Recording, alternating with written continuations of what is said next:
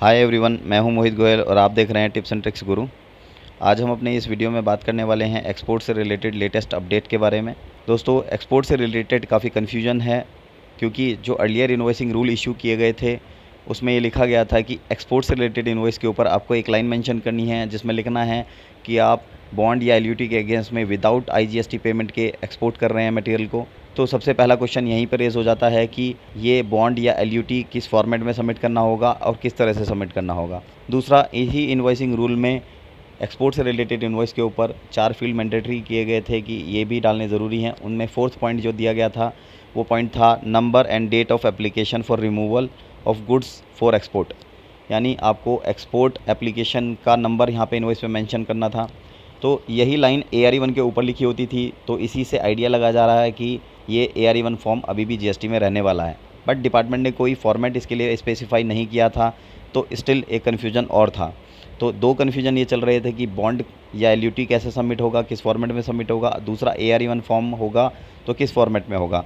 लेकिन जब इन्होंने इन्वॉइसिंग रूल फाइनल किए डिपार्टमेंट ने, तो इस इन्वॉइसिंग रूल में फोर्थ पॉइंट को हटा दिया, यानी name and date of application for removal clause हटा दी।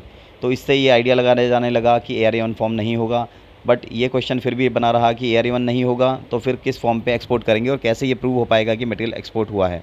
बट डिपार्टमेंट ने एक नोटिफिकेशन जारी करके उस क्लैरिटी को दिया है। इसमें बताया गया है कि आपको किस फॉर्म को फिल करना है जिसके बेस पे आपको एग्जम्पशन मिलेगी। तो आइए समझते हैं इस नोटिफिकेशन में क्या दिया गया है जिसके बेस पे आपको एग्जम्पशन मिल पाएगी।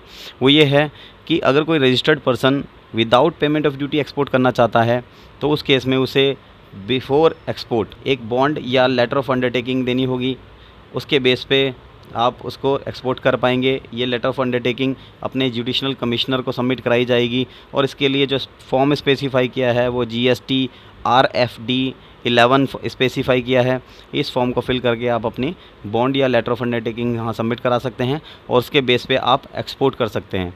अब इस फॉर्म में क्या होगा, इस फॉर्म के अंदर आपको बाइंड किया जाएगा इस बात के लिए कि अगर दिए गए समय के अंदर आप एक्सपोर्ट नहीं कर पाते हैं तो आप ड्यूटी विद इंटरेस्ट पे करेंगे डिपार्टमेंट को। ये आपसे एक डिक्लेरेशन लिया जाता है।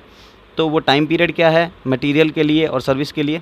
वो टाइम पीरियड है मटेरियल्स के लिए 3 महीने का टाइम पीरियड है कि अगर इनवॉइस की डेट से 3 महीने के अंदर अंदर आप उसे एक्सपोर्ट नहीं कर पाते हैं तो जो ड्यूटी अमाउंट है वो ड्यूटी आपको जमा करानी पड़ेगी और इंटरेस्ट एज़ पर सेक्शन 50 यानी 18% का आपको विद इंटरेस्ट उसको जमा कराना होगा। ऐसे ही सर्विस के केस में, अब सर्विस के केस में एक्सपोर्ट को कैसे पता लगाएंगे? वो पता लगता है कि पेमेंट कब आया फ़ॉरेन करेंसी में, कन्वर्टेबल करेंसी में। तो उस केस में 1 साल का टाइम पीरियड दिया गया है कि अगर इनवॉइस की डेट से 1 साल के अंदर अंदर फ़ॉरेन कन्वर्टेबल करेंसी में पेमेंट आ जाता है तो उसको एक्सपोर्ट हो जाएगा, वो प्रॉपर विदाउट ड्यूटी एक्सपोर्ट होगा। और नहीं आता है तो उसको 1 साल पूरा होने के बाद 15 दिन के अंदर अंदर आपको वो ड्यूटी विद इंटरेस्ट वहाँ पर जमा कराना है डिपार्टमेंट को। अब मटेरियल के केस में जब आप GSTR1 भरेंगे, GSTR1 में आप एक्सपोर्ट दिखाएंगे मटेरियल का कि ये एक्सपोर्ट के इन्वॉइसेस हैं। अब ये इन्वॉइसेस इलेक्ट्रॉनिक ट्रांसमिट होंगे और ये कम्युनिकेट होंगे कस्टम के सिस्टम्स के थ्रू, और कस्टम सिस्टम से कम्युनिकेशन आएगा कि ये मटेरियल एक्सपोर्ट हुआ है या नहीं है। उस कम्युनिकेशन के बेस पे ही ये आपको ड्यूटी का एग्जम्पशन अलाउ होगा, अदरवाइज़ ये आपको पे करना पड़ेगा। तो इस रिटर्न्स के डेटा को GST ने कस्टम्स के सिस्टम्स के थ्रू अटैच कर दिया है जिसके बेसिस पे आपको ये वेरिफिकेशन हो जाएगा कि वो आइटम एक्सपोर्ट हुआ है, वो गुड्स एक्सपोर्ट हुआ है या नहीं।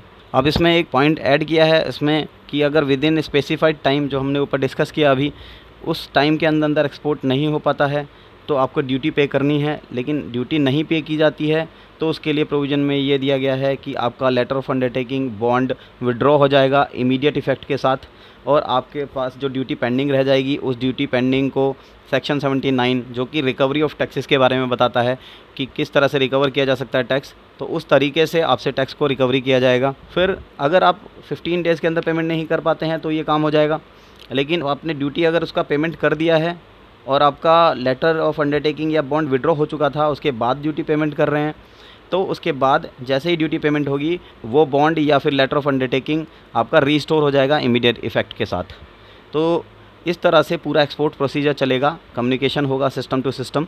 और इसी के साथ नोटिफाई किया है कि किन कंडीशंस में सेफगार्ड करने के लिए बॉन्ड के अगेंस्ट में बॉन्ड की जगह पर आप लेटर ऑफ अंडरटेकिंग दे सकते हैं, उस कंडीशंस को नोटिफाई करेगा, स्पेसिफाई कर सकता है।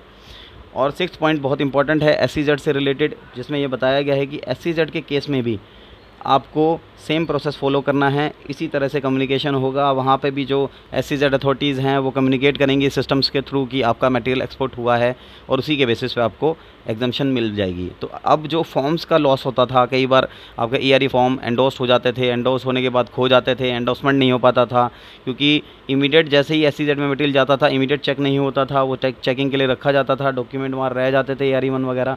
वो लॉस होने की वजह से ड्यूटीज़ का लॉस काफ़ी हुआ करता था।